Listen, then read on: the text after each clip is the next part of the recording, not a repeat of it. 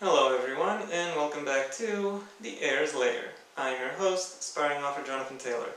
Today I'm going to be once again doing something I haven't done in a few weeks' time, namely a scripted video. A scripted video about how to make the setting, the location of your story, a character in and of itself. Keep in mind though that, like people, locations are very much varied, whether they are sparsely or highly populated, whether or not they are commercial, residential, industrial, or touristy, whether or not we're talking about just a house, or a neighborhood, or a village, or a town, or maybe even bigger.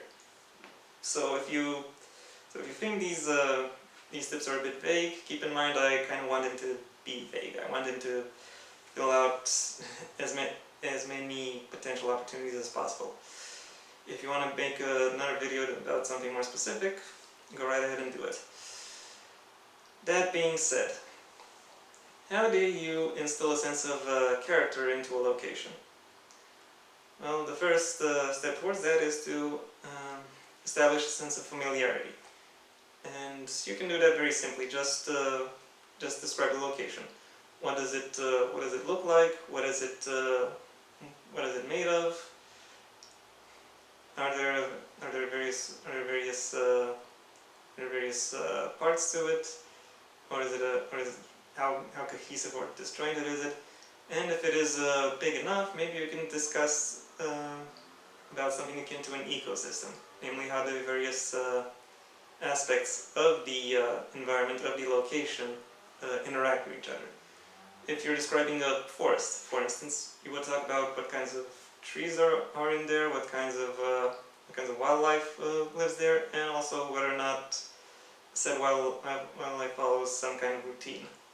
If you were to discuss about, if you were to make a village, then you would describe the houses, you would describe the shops.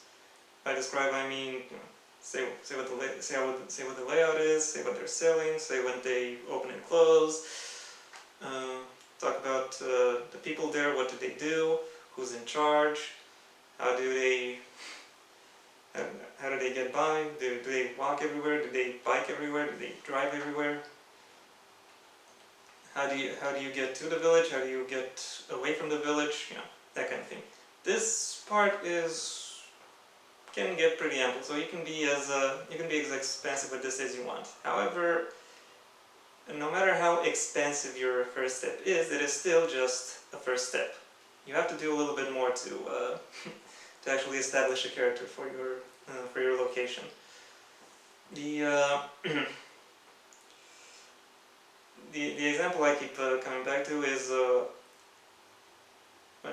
when we talk about people, because both as consumers of media and as people at social events, you notice stuff about other people.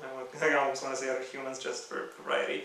We notice stuff about others pretty consistently. We notice they have a certain height, a certain build, a certain eye color, a certain hair color, a certain jawline, a certain profile. They're dressed in a certain way and are doing certain things, but none of that really makes you relate to them. None of that really builds a connection to them, at least not in and of itself. And also, that action or that trait has to have some kind of a connection to you and to your interest.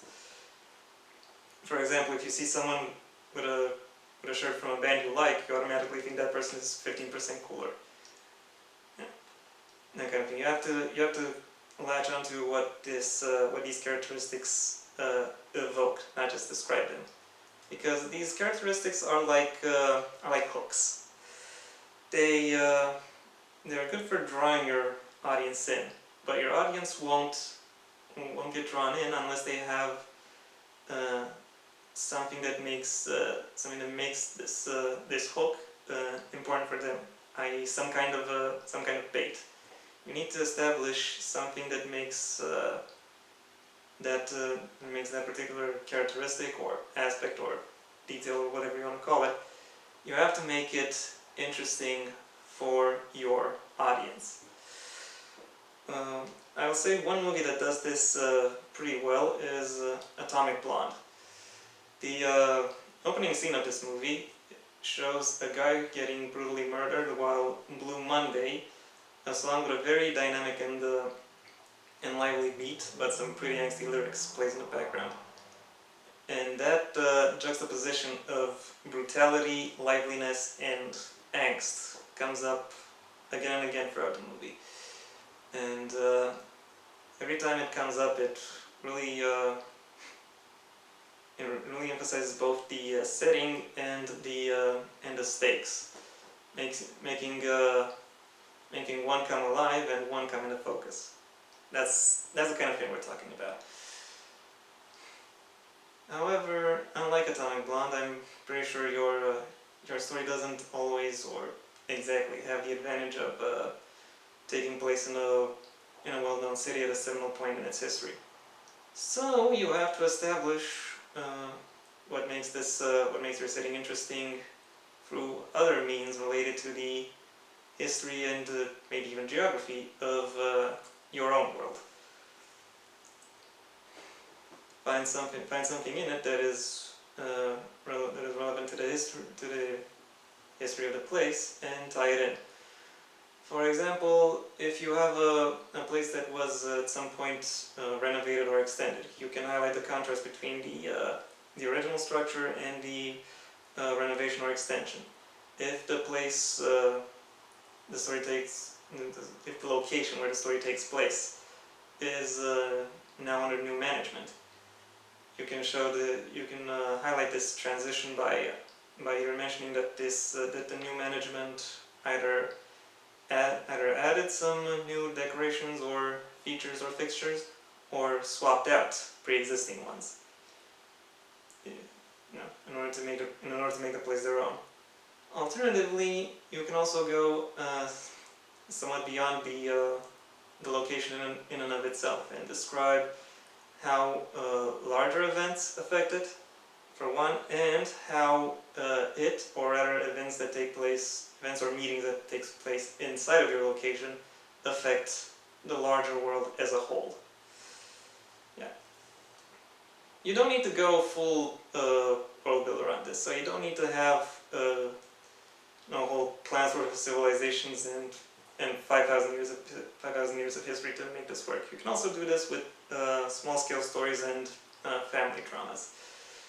Consider a DIY project that gets torn down after the project participants have a falling out, or consider someone buying or replacing or reupholstering the old furniture from some house they buy. I want to say buy and bought at the same time.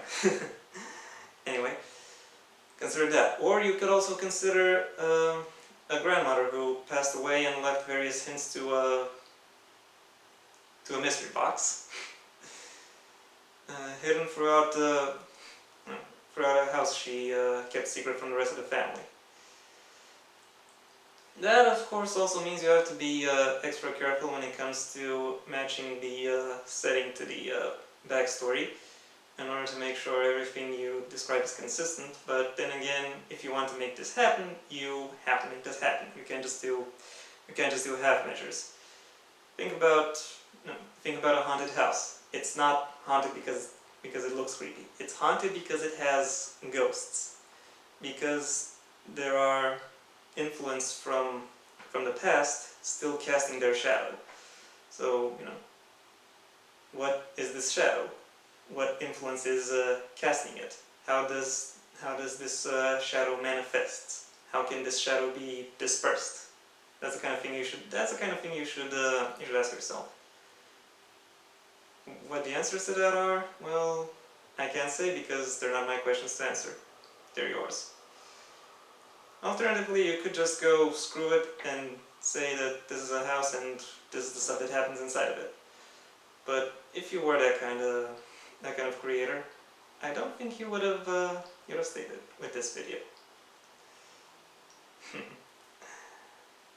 Anyway, thank you very much for your attention. If you have anything you'd like to add, the comment section is available. If you enjoyed this video, go ahead and give it a like. If you want to see when the next video comes out, then go ahead and subscribe to it. Maybe also ring the bell or do whatever else YouTube will require of its users. And until next time, I am Jonathan Taylor, and this has been the Heir's Lair.